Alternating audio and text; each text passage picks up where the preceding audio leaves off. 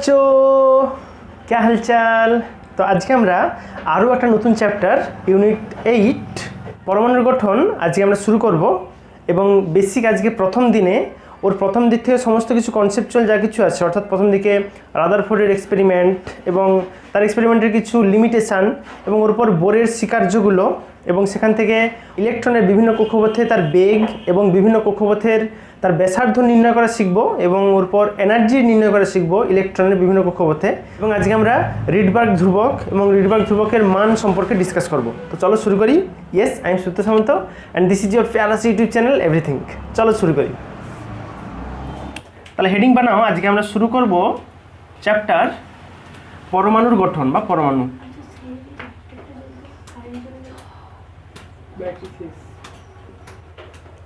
পরমাণুর গঠন পড়বার জন্য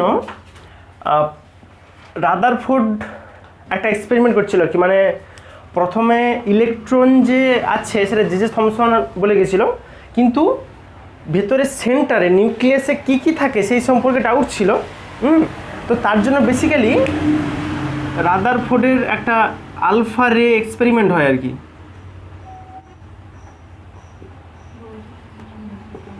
তো সেই রাদারফোর্ডের এক্সপেরিমেন্টটা কীরকম ছিল, ও একটা গোল্ডের প্লেট নিয়েছে। গোল্ডের প্লেট মানে সেখানে নিশ্চয়ই গোল্ডের সব অ্যাটমগুলো থাকবে।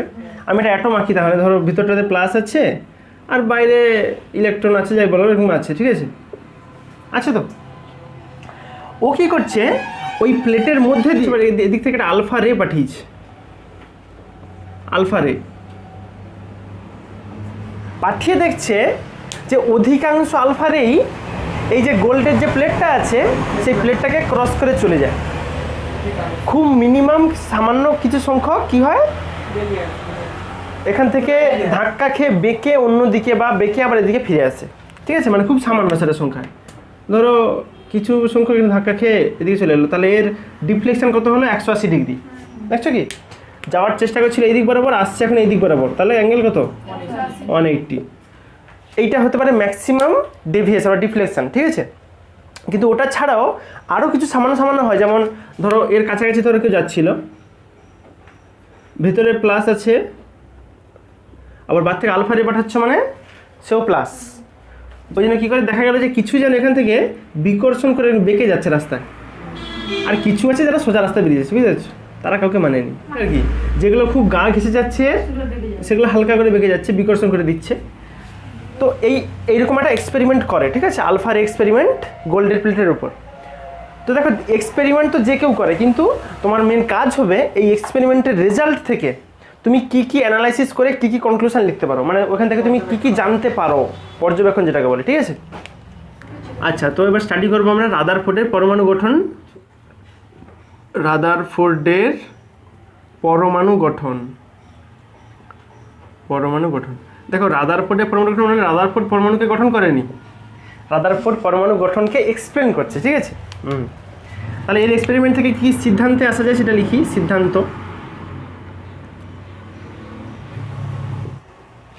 প্রথম কথা দেখো, যেহেতু বেশিরভাগ আলফারেই ওটা ক্রস করে চলেছে, বলতে পারি আমি যে অ্যাটমের বেশিরভাগ অংশই ফাঁকা থাকে, খুব কম অংশ থাকে যেখান থেকে ওটা বেঁকে যাচ্ছে বা ধাক্কা খেয়ে চলে আসছে, কিন্তু অধিকাংশটাই ফাঁকা আছে বলেই তো ক্রস করে চলে যাচ্ছে, এটা বলা যায়।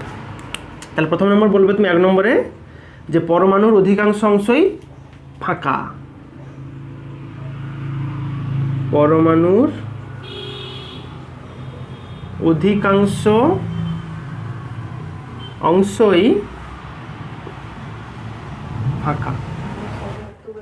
আর কি কনক্লুশন বলা যায়? 2 নম্বর যেটা বলবে, তাহলে দেখো সেন্টারে নিশ্চয়ই খুব একটা ছোট্ট অংশ জুড়ে যেন সমস্ত ধনাত্মক আধানগুলো ওখানে বসে আছে বলা যায়। ছোট এলাকা কেন, যদি বড় এলাকা হতো তাহলে তো বেশি সংখ্যক ধাক্কা খেয়ে আসতো, কিন্তু খুব সামান্য সংখ্যক আছে। তাহলে 2 নম্বর লিখো যে পরমাণুর কেন্দ্রকে বা পরমাণুর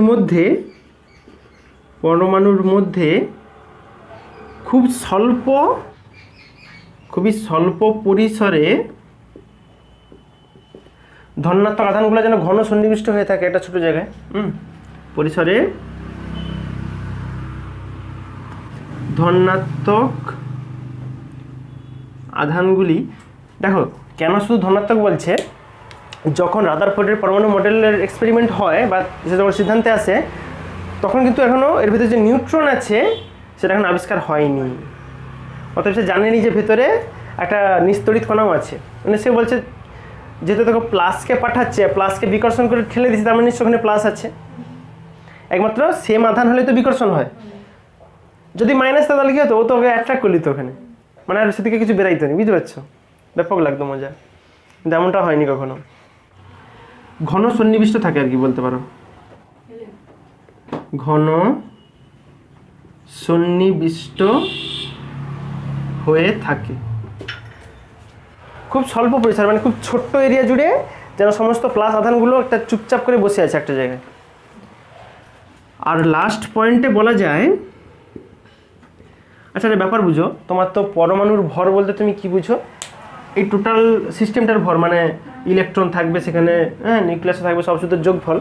কিন্তু দেখা যাচ্ছে কি, তুমি দেখো, তুমি আলফাগুলোকে পাঠাচ্ছ, এখানে তো ইলেকট্রনগুলো আছে বাইরে, কিন্তু এরা দেখো ইলেকট্রনকে কোনো পাত্তাই দেয়নি। বাইরে থেকে শত্রু আসতে তোমার দেশে ঢুকবে বলছে, তুমি কি করছো? তোমার হচ্ছে পাড়ার কাকুদেরকে বর্ডারে দাঁড় করে দিয়েছো, তাদেরকে থোড়ি মানবে? একমাত্র কাকে মানবে? আর্মির লোককে, যার কাছে ক্ষমতা আছে, যার কাছে ভর আছে, বুঝতে পারছো? এটা হচ্ছে তার মানে, হ্যাঁ, তার মানে দেখো বেশিরভাগ এলাকার মধ্যে একটা ছোট্ট এলাকার অংশটা শুধুমাত্র আর্মির লোক আছে, বাদ বাকি অংশ তুমি তোমার পাড়ার কাকাদেরকে লেগেছো।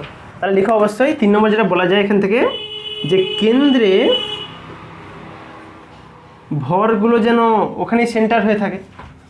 মানে ইলেকট্রনের ভর এত কম, আলফা মানে ওর ভর আছে, ঠিক আছে, ওকে কি করে কোনো মানে পাত্তা না দিয়ে চুপচাপ বেরিয়ে যায়।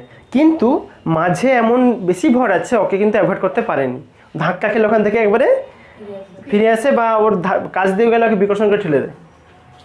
কেন্দ্রে ভর বেশি বলতে পারো, বেশি থাকে, কেন্দ্রে মানে নিউক্লিয়াসে আর কি, ঠিক আছে, নিউক্লিয়াস। তাহলে এই তো এক্সপেরিমেন্ট করছে, কিন্তু কিছু কিছু বিষয়ে লক্ষ্য করা গেল যে এই পরমাণুর যে মডেল, মানে রাদারফোর্ডের যে মডেল আর কি, তার অনেক রকম লিমিটেশন আছে, ত্রুটি। হ্যাঁ, ত্রুটি। তুমি একটা কাজ করে যাবে, আরেকটা লোক এসে তোমাকে এখন অনেকটা সমালোচনা করবে, তারপর সে কাজে লাগবে। কিন্তু এখনও দেখো, এখনও কিন্তু এই রাদারফোর্ড মডেল অনুযায়ী কক্ষপথের ধারণা আসেনি, যেটা স্থির কক্ষপথ বলে, এই কিন্তু বলেনি এখনও যে ইলেকট্রনগুলো কক্ষপথে ঘুরতেছে, KLMN বলেনি কিছু, ঠিক আছে। তো রাদারফোর্ডেরই একজন ছাত্র নিলস বোর, হ্যাঁ, এই রাদারফোর্ডের এক্সপেরিমেন্টটা হয় ধরো 1911-এর কাছাকাছি, ঠিক আছে, 1911-এর কাছে। ওরই ছাত্র, মানে ছাত্র বলতে ওর কাছে এসে MSc আর PhD করে আর কি ওর গাইডে, সে বলো সবই ঠিক আছে, কিন্তু কিছু কিছু ব্যাপার একটু গোলমেলে ঠেকছে। যেমন প্রথম কথা কি, প্রথম ব্যাপার হচ্ছে তোমার আমরা কি জানি যে একটা ধরো অ্যাটম আছে, তাই তো, মানে মাঝে প্লাস আছে, আর ইলেকট্রনগুলো চারদিকে গোল গোল করে ঘুরে বলছে। তো যদি গোল গোল করে ঘুরে, তাহলে আবার সেই তড়িৎ চুম্বকীয় তত্ত্ব অনুসারে, ম্যাক্সওয়েলের তত্ত্ব অনুসারে, ম্যাক্সওয়েল সায়েন্টিস্ট আর কি, সে তত্ত্ব দিয়ে গেছিলো যে কোনো যদি তড়িতাহিত কণা কোনো যদি ত্বরণ সহ গতিশীল থাকে, বৃত্তপথে গতিশীল মানে তো সমবেগ নয় মানে তার ত্বরণ আছে। আর যে কোনো তড়িতাহিত কণা, তো ইলেকট্রন তো E-, ও যদি ত্বরণ সহ গতিশীল হয়, তাহলে অবশ্যই সর্বদা একটা তড়িৎ চুম্বকীয় তরঙ্গ ছাড়তে ঘুরতে থাকবে। আর যদি ও তরঙ্গ ছেড়ে দেয়, তাহলে তো শক্তি কমে যাবে, দুর্বল হয়ে যাবে মানে কি, হ্যাঁ, কেন ঘুরতে থাকে? কারণ এখানে সেই অভিকেন্দ্র বল দরকার ঘোরার জন্য। এখন যদি শক্তি কমে যায়, তাহলে আস্তে আস্তে করে ওর ডিস্টেন্স কমতে থাকবে, মানে আস্তে আস্তে করে ওর কক্ষপথ ছোট হতে থাকবে, ঠিক আছে। এইভাবে একটা সময় কি হবে, একটা সময় নিউক্লিয়াস এসে আর ছেড়ে পড়বে। তাহলে এই যদি ব্যাপার হয়, তাহলে তো কোনো অ্যাটমই স্থায়ী নয়। এবং দেখা যায় কি, দেখো এই তো ইলেকট্রন মানে খুব স্পিডে তো ঘুরে, যদি এটা যদি হয়, এটা সময় লাগবে বোধহয় প্রায় 10⁻⁻8 সেকেন্ড। একটা ইলেকট্রনকে ঘুরে ঘুরে পড়তে মাত্র সময় লাগবে 10⁻⁸ সেকেন্ড। তাহলে একটা অ্যাটম এই সময় পরে ধ্বংস হয়ে যাবে। এরকম হলে তুমি কোনো একটা মেটেরিয়াল গ্যাস পেন করতে, আমি বোর্ডটা লাগিয়ে রাখছি, হ্যাঁ, যদি 1 মিনিট পর 1 সেকেন্ড পর যদি উড়ে পালিয়ে যায়, আমার ব্যাপক লাগবে মজা। ঠিক আছে, এরকম হয় না। ঠিক আছে, তাহলে ওটাই লিখো যে এ হচ্ছে পরমাণু স্থায়িত্ব এক্সপ্লেন করতে পারে না।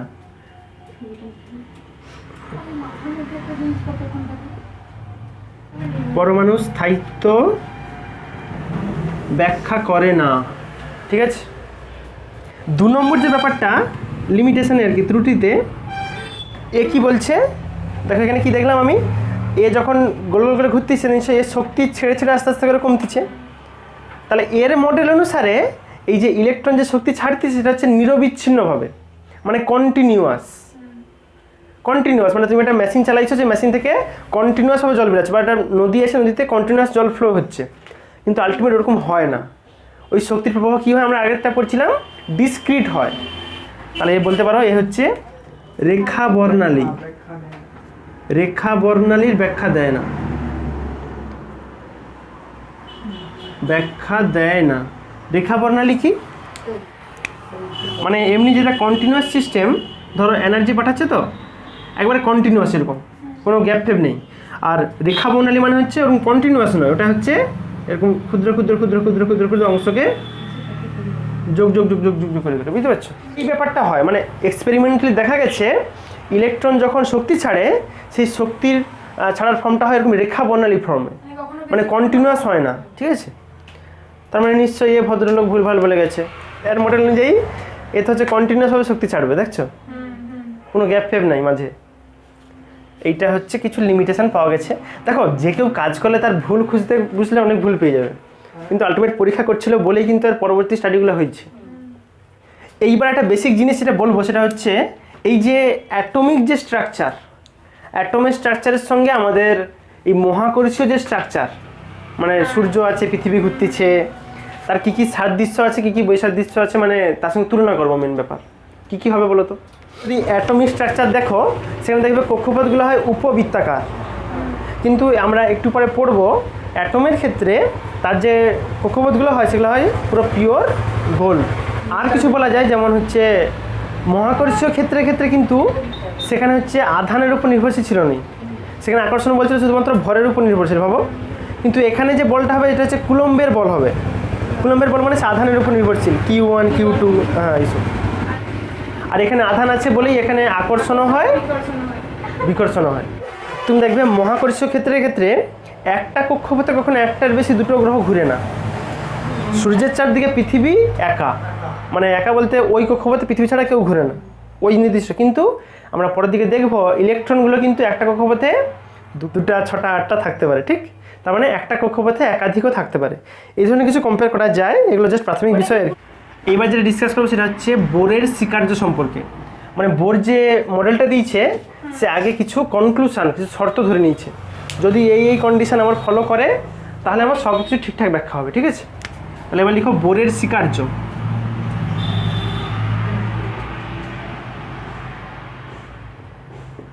আচ্ছা, বোরের 3টা স্বীকার্য পড়বো আমরা। ফার্স্ট যেটা পড়বো, প্রথম নম্বর, সেখানে বলা হয় যে কোনো পরমাণুর মধ্যস্থিত ইলেকট্রনগুলি, মানে ও কি বলছে সেখানে, তোমার রাদারফোর্ড কি বলছিল যে কোনো নির্দিষ্ট কক্ষপথ নেই, ভাবো, সে আস্তে আস্তে করে কমে কমে কমে কমে কমে কমে আসছে। কিন্তু এ বলছে ওরকম নয়, কতগুলো নির্দিষ্ট কক্ষপথ থাকবে যেগুলোতে ইলেকট্রন ঘুরবে, এবং সেই কক্ষপথগুলো ঘোরার সময় কোনো শক্তি কিছু ছাড়বে না। বুঝতে পারছো? মানে একটা অ্যাটম এটা নিউক্লিয়াস, একটা এরকম ইলেকট্রন একটা ফিক্সড কক্ষপথ থাকবে, যেই কক্ষপথে ইলেকট্রন ঘুরবে এবং ওই কক্ষপথে ঘোরার সময় কোনো শক্তি ছাড়বে না। শক্তি ছাড়বে না তার মানে নিশ্চয় রেডিয়াস ফিক্সড থাকবে। তাহলে এটা লিখো যে কোনো পরমাণুর মধ্যস্থিত ইলেকট্রনগুলি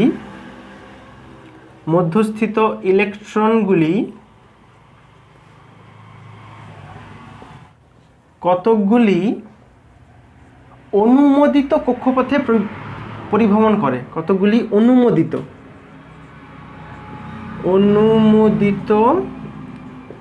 কক্ষপথে পরিভ্রমণ করে,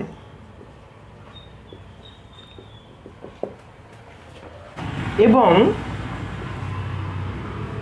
ওই অনুমোদিত কক্ষপথে পরিভ্রমণের সময় কোনো শক্তি ছাড়ে না, ওটাই লিখব। এবং ওই অনুমোদিত অনুমোদিত, ইংলিশে বলা হয় অ্যালাউড। ওই অনুমোদিত কক্ষপথে ঘোরার সময় কোনো শক্তি ছাড়ে না বা কোনো শক্তি বিকিরণ করে না, বলে বিকিরণ করে না। এটা ইলেকট্রন ছিল। এটা হচ্ছে ফার্স্ট স্বীকার্য বোরের। তাহলে এবার বলবে যে তাহলে আমি কোনগুলোকে অনুমোদিত কক্ষপথ বলবো, তার কি কন্ডিশন হতে হবে কক্ষপথে সেটা। 2 নম্বর লিখো, সেকেন্ড নম্বর। 2 নম্বর স্বীকার্যতে বলছে নিউক্লিয়াসের চারপাশে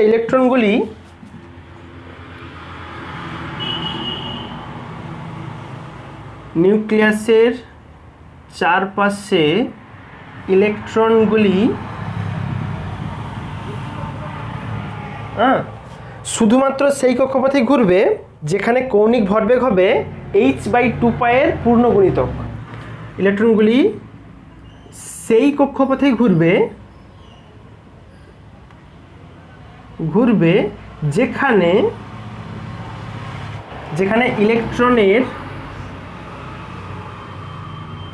কৌণিক ভরবেগ হবে তোমরা ভরবেগ পড়ছো, যেটা পড়তেছে mv, সেটা ছিল রৈখিক ভরবেগ। আর কৌণিক ভরবেগ মানে i × ওমেগা, ঠিক আছে। যেখানে ইলেকট্রনের কৌণিক ভরবেগ হবে h/2π এর পূর্ণ সংখ্যার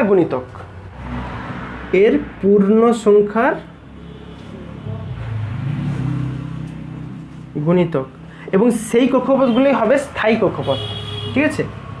এবং সেই কক্ষপথগুলো হবে স্থায়ী কক্ষপথ।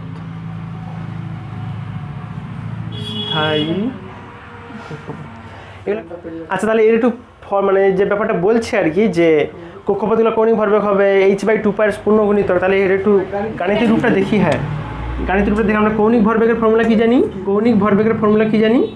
i × omega. আইটা কি হয়? মোমেন্ট অফ ইনারশিয়া, জড়তা ভ্রামক। এই আই সমান লেখা হয় m × r²। মানে হ্যাঁ, মানে যেই পদার্থটা গোল গোল ঘুরতেছে তার ভর, আর সে যত ব্যাসার্ধের কক্ষপথে ঘুরতেছে তার স্কোয়ার, ওটা করলে আই বুঝায়। তাহলে তুমি মান বসাও এখানে, mr² × ওমেগা হবে।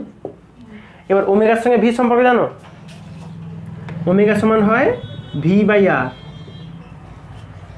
বা ঘুরিয়ে বললে হয় ভি সমান হয় ওমেগা r, ঠিক আছে। তাহলে এখন ওমেগার জায়গায় এই মানটা বসিয়ে দাও। দেখো কী পাবে, তাহলে m × r² থাকবে, v/একটা আর কাটবে, mvr। বুঝতে পারছো? হ্যাঁ, এগুলো সব জানো তোমরা। জাস্ট আমি দেখিয়ে দিলাম আর কি, যে কৌণিক ভরবেগটা এটা বোঝায়। কারণ দেখো, আমরা রৈখিক ভরবেগে কি জানি, সেই p সমান হয় ভর × বেগ। হ্যাঁ, আর কৌণিক ভরবেগের ক্ষেত্রে এখানে ভরের বদলে কি বুঝাই আমি? সেই ভরের জড়তা ভ্রামক বুঝাই, আই। আর ওখানে বেগ মানে কৌণিক বেগ, ওমেগা। আচ্ছা, তাহলে এই কৌণিক ভরবেগ কার সঙ্গে সমান হবে বলছে? h/2π এর পূর্ণ গুণিতক, মানে একটা যে কোনো সংখ্যা, মানে পূর্ণ সংখ্যার গুণিতক, মানে এরকম। তাহলে এই শর্ত অনুযায়ী আর কি mvr সমান আসবে যে কোনো একটা পূর্ণ সংখ্যা n, তার সরল গুণিতক, মানে h/2π। এই n এর মান হতে পারে 1 2 3 4 পরপর, ঠিক আছে। হ্যাঁ, n এর মান হতে পারে 1 2 3 পরপর চলবে। হ্যাঁ, এইটা একটা খুব গুরুত্বপূর্ণ ফর্মুলা, এটাও মনে রাখবো অবশ্যই। mvr সমান হলো কি nh/2π। এই nটা বোঝায় কক্ষপথের সংখ্যা, মানে কত নম্বর কক্ষপথে আছে তুমি। এই প্রথমে আসলে 2 নম্বরে আছে না 3 নম্বরে আছে। এই nটাকে বলা হয় মুখ্য কোয়ান্টাম সংখ্যা। nকে বলা হয় মুখ্য কোয়ান্টাম সংখ্যা, বা এটা বলতে পারো কক্ষপথের সংখ্যা, ঠিক আছে। কক্ষপথের সংখ্যা। আচ্ছা, বোরের একদম লাস্ট 3 নম্বর যে স্বীকার্য, 3 নম্বর যেটা লিখো স্বীকার্য, বোর যেটা বলছিল আর কি, 3rd নম্বর। এখানে কি বলছে, ধরো এইটা তো ছিল নিউক্লিয়াস, এবার কক্ষপথগুলো তো আর পরপর থাকবে এইভাবে আস্তে আস্তে করে কক্ষপথের সংখ্যা বাড়তেছে, মানে এগুলো উচ্চ কক্ষপথ, এগুলো নিম্ন কক্ষপথ, ঠিক তো? এটা 1 2 এরকম তো 3 4 এরকম পরপর চলবে, মানে নাম দিলে হতো এটা সেই কে এল এম এন পরপর চলবে। হ্যাঁ, 3 নম্বর শিকার্য কি বলছে যে কোনো ইলেকট্রন যদি কোনো উচ্চ কক্ষপথ থেকে, মানে অ্যালাউড উচ্চ কক্ষপথ থেকে যদি অ্যালাউড করে নিম্ন কক্ষপথে এসে ঝাঁপ মারে, তাহলে সে কি করবে? তাহলে কিছু পরিমাণ শক্তি ওখান থেকে ছাড়বে তরঙ্গ রূপে। আর যদি উল্টোটা হয়, যদি নিম্ন থেকে উচ্চ যাওয়ার চেষ্টা করে, তাহলে অবশ্যই কিছু পরিমাণ শক্তিকে গ্রহণ করে তাপ দিতে পারবে। এটা লিখলো তাহলে লিখো তাহলে যে কোনো একটা ইলেকট্রনের স্থির উচ্চ কক্ষপথ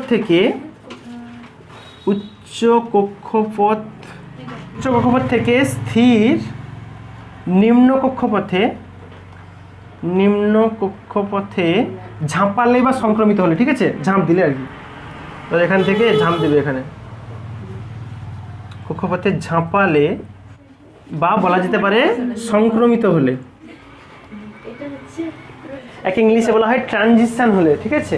ধরো 3 নম্বর কক্ষপথ থেকে 1 নম্বরে ট্রানজিশন হলো, সংক্রমিত হলে শক্তি বিকিরণ করে, এবং আচ্ছা ঝাঁপ দিলে, লিখো ঝাঁপ দিলে বা সংক্রমিত হলে, সংক্রমিত তাহলে লিখো। আচ্ছা, এর উল্টা প্রসেসটাও লিখো, এবং যদি নিম্ন কক্ষপথ থেকে উচ্চতে যেতে চায় তাহলে শক্তি গ্রহণ করতে হবে, সেটা লিখো। হয় এবং শক্তি গ্রহণ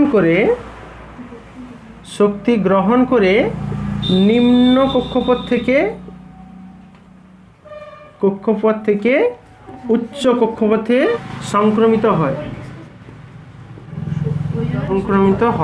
তাহলে ওই কি পরিমাণ শক্তি ছাড়বে বা কি পরিমাণ শক্তি দিলে তবেই নিচে থেকে উপর দিকে যাবে, সেই সংক্রান্ত একটা কন্ডিশন আছে, সেটা বলা হয় যে ধরো তুমি 1 নম্বর থেকে 2 নম্বরে যাবে, ঠিক আছে, মানে ধরো এইটা হচ্ছে E1 শক্তি স্তর, এইটা E2 শক্তি স্তর, এই তো ওই দুটো শক্তি স্তরের যে পার্থক্য, সেই পার্থক্য পরিমাণই শক্তিও ছাড়বে যদি ওদিক থেকে এদিকে আসে, আর এদিক থেকে দিকে গেলে সেই পরিমাণ দিতে হবে শক্তি, ওকে ব্যাস। এই কক্ষপথের শক্তি পার্থক্য, দুটো কক্ষপথের যে শক্তি পার্থক্য, ওটাই হবে বিকিরণ শক্তির পরিমাণ, ঠিক আছে, ওটাই বুঝাবে নির্গত বিকিরণের শক্তি, ওটাই সমান হবে নির্গত বিকিরণের শক্তি বা গৃহীত শক্তি, একই ব্যাপার হবে। তার মানে একটা বিষয় বুঝো, ও যত দূর থেকে আসবে তত কিন্তু দেখো গ্যাপটা বেশি হচ্ছে, তার মানে তত আরও বেশি শক্তি ছাড়বে। বেশি শক্তি মানে কি? বেশি কম্পাঙ্কের শক্তি ছাড়বে। শক্তির ফর্মুলা কী ছিল? এই সমান হতো এইচ মিউ, যার মিউ বড় তার শক্তি বেশি, তার মানে ওরও বেশি, মানে হাই কম্পাঙ্কের রে ছাড়বে, বিকিরণ ছাড়বে, ঠিক আছে। তাহলে ব্যাপারটা লিখে নাও, যদি এখন E2 থেকে E1 এর ট্রানজিশন হয় এখান থেকে এখানে, ঠিক আছে, এখান থেকে এখানে, তাহলে দুটো শক্তি স্তরের পার্থক্য কী হবে? E2 - E1, ওটা সমান হবে ওখান থেকে আসার ফলে ধরো এখান থেকে একটা তরঙ্গ ছাড়ছে দিকে, এইচ মিউ শক্তি ছাড়ছে, তাহলে সেই শক্তির সঙ্গে হবে সমান। এইচ মিউ লেখা যায় বা এইচ সি বাই ল্যামডা লেখা যায়, ঠিক তো? হ্যাঁ। এইবার আমরা যেটা ডিসকাস করতে হচ্ছে ইলেকট্রন যে কক্ষপথে ঘুরে, সেই ইলেকট্রনের বেগ কত হবে, ইলেকট্রনের বেগ আমরা ক্যালকুলেশন শিখব, এবং ওই কক্ষপথের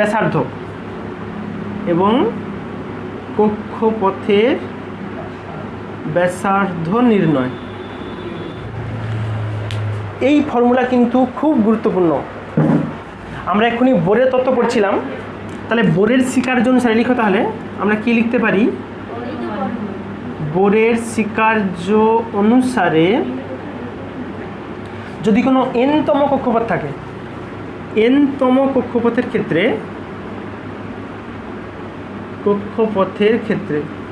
n এর মান যা খুশি হতে পারে, 1 2 3 4 5, ঠিক আছে। আচ্ছা, তার ভরবেগের সম্পর্ক কি বলছিল এক্ষুনি? mvr, n-তম বলছে, তার মানে n-তম কক্ষপথের বেগ হচ্ছে vn, n-তম কক্ষপথের ব্যাসার্ধ হচ্ছে rn, সমান কী হবে বলছে? nh/2π। এখান থেকে তুমি vn এর মানটা বের করো, তাহলে vn সমান আসবে NH by 2 pi into mRn আসবে। তুমি সিম্পলি এটাকে একটা স্কোয়ার করে রেখে দাও আপাতত, পরে কাজে লাগাবো। মানে এখান থেকে vn এর স্কোয়ারের মানটা বের করে রাখো, তাহলে আসবে দিকে n square h square by 4 pi square m square rn এর স্কোয়ার আসবে। ওটাকে রাখো তুমি 1 নম্বর সমীকরণ বলে। আবার আমরা কি জানি, ধরো একটা ইলেকট্রন যদি কক্ষপথে ঘুরে এখানে প্লাস এ মাইনাস, তার মানে সেটা কুলম্ব বল কাজ করে, এবং এই কুলম্ব বলটাই কিন্তু ওকে অভিকেন্দ্র বল সাপ্লাই করে। কারণ বৃত্তপথে ঘুরতেছে মানে অভিকেন্দ্র বল থাকতে হবে, ঠিক তো? তাহলে এখানে তুমি বলতে পারো যে ওই অভিকেন্দ্র বল সমান হবে কুলম্ব অ্যাট্রাকশন ফোর্স বলে, যেটা কুলম্বীয় বল। মান বসাও। অভিকেন্দ্র বলের ফর্মুলা মনে আছে? mv²/r হতো। অভিকেন্দ্র বল হতো mv²/r। n তম কক্ষপথ হলে তাহলে vn আসবে আর rn আসবে। আর কুলম্বের এফ সমান কি ছিল? আগে এটা ধ্রুবক থাকতো, যদি এসআই ধরি তাহলে সে 1/4πε0 আসতো ইন্টু q1 ইন্টু q2/r²। আর মানে rn, তার স্কোয়ার। কিন্তু q1 q2 কি হবে? দাঁড়াও, একটা ইলেকট্রন আধান কত হয়? ই। আর সেন্টারে ধরি জেড সংখ্যক আছে প্রোটন, তাহলে জেডই হবে। তাহলে সেন্টারের আধার মানে q1টা জেডই আর q2টা হচ্ছে শুধু ই। তাহলে মান বসাও জেডি ইন্টু ই। সিম্পলি দেখো হিসাব করলে যেটা আসছে 1/4π। আচ্ছা, এখান থেকে আমরা v² মানটা বের করলাম না? হ্যাঁ, vn² হবে, ঠিক আছে? দেখো একটা আর কাটবে এখানে, যদি কাটতে চাও এই যে এখানে স্কোয়ারটা উড়ে যাবে না, আরটা কেটে যাবে। তাহলে একবারে vn² মানটা কি লিখে দিই, দেখো vn², এই এমটা নিচে নামবে 4πε0 rn ইন্টু m, আর উপরে থাকবে zd²। ওটাকে রাখো 2 নম্বর সমীকরণ। তাহলে এবার করো তুমি 1 নম্বর আর 2 নম্বরকে তুলনা করো। দেখো এও বেড়েছে vn², সেও ছিল vn²। সমান করে দাও, একদম সমান করলে যেটা পাবে এখানে n² h², সেটার মান বাই 4π² m² rn² সমান এদিকে আছে zd² by 4πε0 rn into m। যা কাটে কাটো দেখি। rn একটা কাটবে, এখানে rn² কাটবে, m কাটবে, m² কাটবে, 4π কেটে যাবে। আচ্ছা 4 কাটবে, একটা পাই কাটবে, শেষমেশ তুমি rn এর মান কত পাও? দেখো rn আমি একবার লিখে দিচ্ছি, দেখো rn এর মান আসবে, ওটার দিকে যাবে, এগুলো সব উপরে উঠবে। আচ্ছা, তাহলে এদিকে থাকে n² h² ε0 এইটা ডিভাইডেড বাই নিচে থাকবে পাই m আর পাই m zd²। এটাই হলো n-তম কক্ষপথের ব্যাসার্ধের রাশিমালা। n-তম, n এর মান 1 বসালে তাহলে এখানে n কে 1 করে দিবে, তখন যা হবে সেটাই ভ্যালু, ঠিক আছে? মানে এটা সাজালে তুমি যেটা পাবে আর কি, rn সমান ε0 h² by pi m zd² into n²। তার মানে দেখো rn এর সঙ্গে n² এর সম্পর্ক, এখান থেকে যেটা পাচ্ছি এটা বাক্স বানিয়ে রাখো, rn প্রপোর্শনাল টু n²। তার মানে কি বুঝলে? কক্ষপথ যেই হারে বাড়ে তার ব্যাসার্ধতা স্কোয়ারে বাড়ে। আচ্ছা, এবার আমরা ইলেকট্রনের বেগ ক্যালকুলেশন করব। আমরা এক্ষুনি ভি সমান কি পেয়েছিলাম, মানে vn যেটা ছিল, vn এক্ষুনি পেয়েছি আমি nh/2 পাই mRn, এই তো। আমরা এই ভেলোসিটি ফর্মুলা দেখছিলাম এক্ষুনি। আবার আমরা এক্ষুনি rn এর ফর্মুলা কি দেখলাম, এই যে এইটা ε/h² বাই এইটা। তাহলে সিম্পলি আমার rn এর জায়গাতে এই মানটা বসিয়ে দাও, rn এর জায়গাতে এই মানটা বসাও, তাহলে কি হয় দেখো উপরে NH থাকলো, নিচে 2πmও থাকলো। আচ্ছা, RN এর জায়গাতে মান বসাবো, তাহলে উপরে থাকবে নিচে থাকবে ε0 h²n², ε0 h²n², আর এইটা নিচে আছে মানে এটা উপরে উঠবে, তাহলে ইন্টু পাই এম জেডি²। যা যা কাটে কেটে দাও, পাই পাই কাটবে, এম এম কাটবে। আচ্ছা, যদি আমি হাইড্রোজেন অ্যাটম ধরে নেই, ধরো হাইড্রোজেন, হ্যাঁ ধরো হাইড্রোজেন অ্যাটমের ক্ষেত্রে আমি বেগ নির্ণয় করবো, তাহলে জেডের মান হবে 1, জেডের মান 1, তার মানে জেডটা তুমি তুলে দিতে পারো, 1 হয়ে গেছে, ঠিক আছে।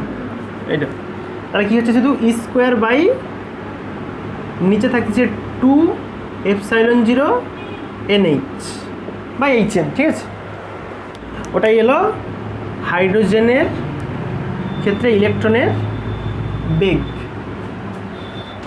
এবার ক্যালকুলেশন করব ইলেকট্রনের শক্তি সম্পর্কে।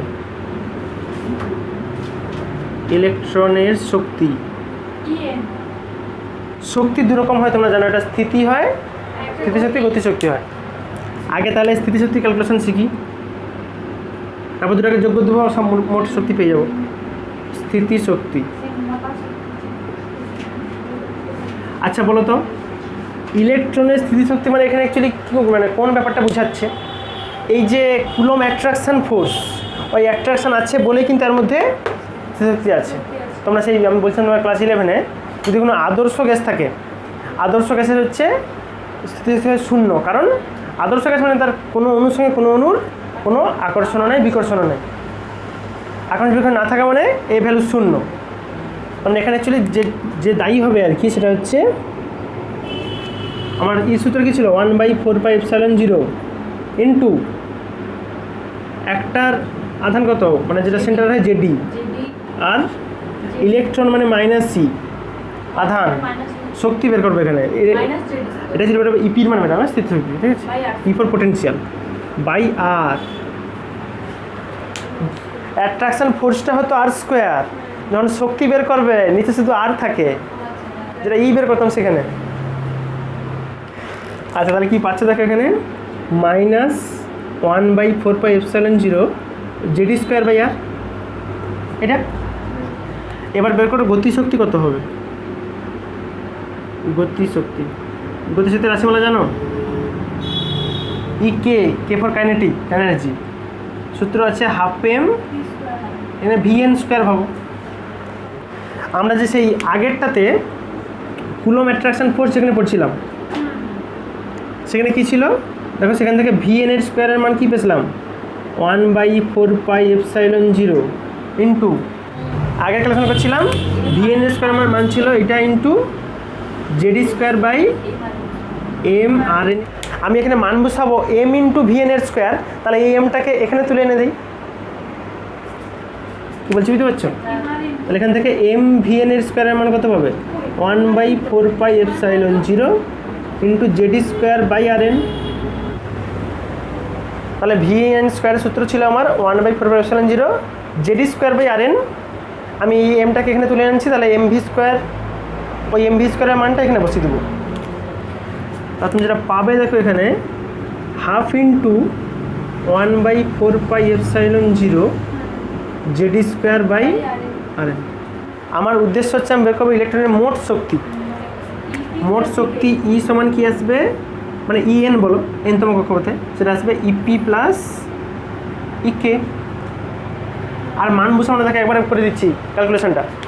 এখানে আছে মাইনাস এইটা, এখানে দেখো প্লাস ওই পুরোটাই আছে, কিন্তু সামনে একটা হাফ লেগে আছে, তার মানে এইটার হাফ হচ্ছে এইটা, তাহলে এর থেকে হাফ বাদ দিয়ে দিলে আর -1/2 পড়ে থাকে, তাহলে এটা যেটা আসবে -1/2 ইন্টু 1/4πε0 ইন্টু জেডি² বাই, এটা হচ্ছে ইলেকট্রনের মোট শক্তি ইএন। এগুলো সব এনতম কক্ষপথের জন্য আর এন, ঠিক আছে। এটাকে সাজালে তাহলে কী হয় দেখো তো, 1/8πε0 ইন্টু উপরে থাকবে জেডি² আর আর এন, নিচে আর এন, ঠিক আছে। আমরা শক্তিকে রেডিয়াসের ফর্মে রাখবো নি, আমরা তো রেডিয়াসের সূত্র জানি, আর.এন এর ফর্মুলা বের করছি এক্ষুনি, সেটা মান বসাবো এখানে। আচ্ছা, আমরা আর.এন এর ফর্মুলা এখনই কী দেখছিলাম? আর.এন সমান হতো, আর.এন এর ফর্মুলা হতো epsilon 0 N square H square by Z M pi, আচ্ছা এইচ স্কোয়ার, এটা ওই আর.এন এর মানটা যা সেই জায়গায় বসাবো আমি। তাহলে ইএন কী পাবো? আমি কেন বসাবো দেখো, আমি শক্তিকে কখনোই ব্যাসার্ধ আকারে রাখবো নি, ওই জন্য। তাহলে এখানে আসবে বাইরে 1/4 pi, sorry 8 pi epsilon 0 Z square into R N. ওটা যা বেশি উল্টে বসাতে হবে, মানে Z M pi square by epsilon 0 N square H square, অনেকগুলো স্কোয়ার ফেয়ার হয়ে যাবে। তাহলে আসবে উপরে পাই পাই কাটবে, Z square E to the power 4 M থাকছে ডিভাইডেড বাই নিচে 8 epsilon 0 square N square H square. এটা তাহলে বেরোলো আমার এনতম কক্ষপথের ক্ষেত্রে শক্তির রাশিমালা, মোট শক্তি, ঠিক আছে এইটা। এইবার তোমার যদি কম্পারেটিভ এক্সাম আর পরীক্ষা দেয়, তুমি থোড়ি এই কনস্ট্যান্টের মান বসে বসে হিসাব করবে, লেভেলের হবে পরীক্ষা। তার জন্য একটা ছোট্ট কনস্ট্যান্ট আনা হয়, যে কনস্ট্যান্টের ভ্যালুটা বসিয়ে দিলেই ওখানে কাজ শেষ, তাহলে তোমার হিসাব সোজা হয়ে যাবে। এখানে বাকি যত কনস্ট্যান্ট আছে, মানে ইলেকট্রনের ভর, আধান, এপসাইলন 0 মান, ঠিক আছে, এইচ এর মান, এইসব বসিয়ে যেটা থাকে, বাকিটা থাকে এরকম 13.6, আর জেড স্কোয়ার তো থাকবে, ওটা ভ্যালু কিছু করার নেই, বাই নিচে N square into Z square. এটা হয় এনতম কক্ষপথের শক্তি। অবশ্যই এটা ইলেকট্রোভোল্টে হিসাব করে একদম, তুমি নিজে মান বসে দেখতে পারো এটা আছে কিনা। জুলে প্রথমত উত্তর মিলবে না, তখন জুলকে ইলেকট্রোভোল্ট করতে হবে, নিজে করে দেখবে উত্তর মিলে কিনা। এখান থেকে তুমি এনার্জির সঙ্গে কক্ষপথের নাম্বারে কি সম্পর্ক পাচ্ছ? এখানে মাইনাসের সঙ্গে আবার EN proportional to -1/n square. যত বেশি কক্ষপথের সংখ্যা বাড়বে তত শক্তি মাইনাসে কমবে। এখানে মাইনাস মানে অ্যাকচুয়ালি ধার বাকি বুঝায়, বুঝতে পারছো? ধরো একটা লোক আগে থেকে ধার করে, তাকে যদি ওখান থেকে তোমাকে ছাড়িলেই তো আগে ধার মিটাইতে হবে, তারপর যাবে সে। যত তুমি মানে কাছের দিকের কক্ষপথগুলোর থেকে ইলেকট্রন বের করতে চাইবে, তত বেশি শক্তি নিয়ে তোমাকে খরচা করতে হবে। দূরে থাকলে সেই স্কিন এফেক্ট হয়, তোমরা জানো। মানে যে ফ্যামিলিতে ধরো যার ঘরে একসঙ্গে 10-12টা বাচ্চা আছে, তাদের একটা বাচ্চা কোথাও যদি দুদিন নাও আসে, খোঁজ নাই, মানে কি বাকি 11 জন ব্যাপারটাকে ঘিরে রাখছে, ফাঁকা ফাঁকা লাগে। কিন্তু যাদের সিঙ্গেল টিকিট, তাদের হচ্ছে ওই একজনকে বের করতে গিয়ে বহু চব্য আছে। আচ্ছা, এবার আমরা জাস্ট করব এই যে শক্তিটা বের করছি, হাইড্রোজেন অ্যাটমের ক্ষেত্রে তার প্রথম কক্ষপথে কী শক্তি থাকে সেটা ক্যালকুলেশন করলি পরে। তাহলে হাইড্রোজেন অ্যাটম এর ফার্স্ট কক্ষপথে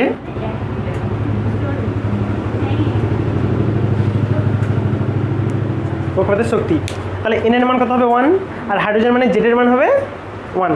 তাহলে এখান থেকে E1 এর মান কি আসবে? এন এর মান 1 হয়ে গেছে, তাহলে ওদিকে থাকবে মাইনাস এম, জেড তো 1 হয়ে যাবে, তাহলে m e to the power 4/8 epsilon 0 square H square. কারণ ফার্স্ট কক্ষপথ বলছে মানে কি, এখানে এন এর মান 1 আর হাইড্রোজেন মানে জেড এর মানও 1। এইবার আমি কি করব, এটাকে একটা কনস্ট্যান্ট আকারে লিখবো। তার জন্য আমি আগে জোর করে CH দিয়ে ভাগ লাগাবো, নিচে CH দিয়ে ভাগ লাগাবো, পাশে গুণ লিখে দেবো, তাহলে ঠিক হয়ে যাবে। তাহলে নিচে ভাগ লাগালে দেখো কি আছে, m e to the power 4/8 epsilon 0 square CH³ চলে আসবে। আমি CH দিয়ে ভাগ লাগিয়েছি, এটা এইচ স্কোয়ার ছিল, H³ হবে আর সিটা থাকবে, ঠিক আছে। ওটা ভিতরে থাকলো, বাইরে CH দিয়ে গুণ লাগিয়ে দিই। কেন করছি এরকম অদ্ভুত কাজ? কারণ আমি ভিতরেরটাকে পুরোটা একটা ধ্রুবক আকারে লিখতে পারি, সেটাকে বলা হয় রিডবার্গ কনস্ট্যান্ট। তাহলে এই ধ্রুবকটাকে লেখা যায় এভাবে, -r ইন্টু এদিকে CH যেমন ছিল থাকবে। তাহলে যেখানে আর এর মান হচ্ছে, যেখানে আর হচ্ছে ওই যে ওইটা m e to the power 4/8 epsilon 0 square CH³। তুমি বাড়িতে মান বসে দেখবে আর কত হয়। এই আর এর মানটাকেই বলা হয় রিডবার্গ ধ্রুবক। রিডবার্গ ধ্রুবক এর মান সিজিএস এসআই দুরকম হয়, মানটা লিখে দিই। যদি তুমি এসআই লিখতে চাও আর এর মান, তাহলে হয় 1.97 10⁻⁷ অত মিটার ইনভার্স। যদি সিজিএস লিখতে হয়, সিজিএস তো সবচেয়ে সোজা, এটা হচ্ছে বুলাদিন নাম্বার, একদম সোজা 109737 এত সেমি ইনভার্স। বাড়িতে এই সব ধ্রুবকগুলোর মান বুঝতে তুমি সব জানো। একটা প্রবলেম দিচ্ছি, একদম বেসিক, আজকে যে ফর্মুলাগুলো পড়ালাম সেই ফর্মুলার বেসিক করে হবে আর কি। তোমাকে বলা হলো হাইড্রোজেনের প্রথম কক্ষপথের ব্যাসার্ধ নির্ণয় করতে হবে। হাইড্রোজেনের প্রথম কক্ষপথের ব্যাসার্ধ কত হবে, দেখাও যে ওই কক্ষপথের ইলেকট্রনের গতিবেগ, দেখাও যে ওই কক্ষপথে ইলেকট্রনের গতিবেগ হয় c/137। এটা হচ্ছে ফ্রি স্পেসে লাইটের ভেলোসিটি, এটা হচ্ছে আলোর বেগ।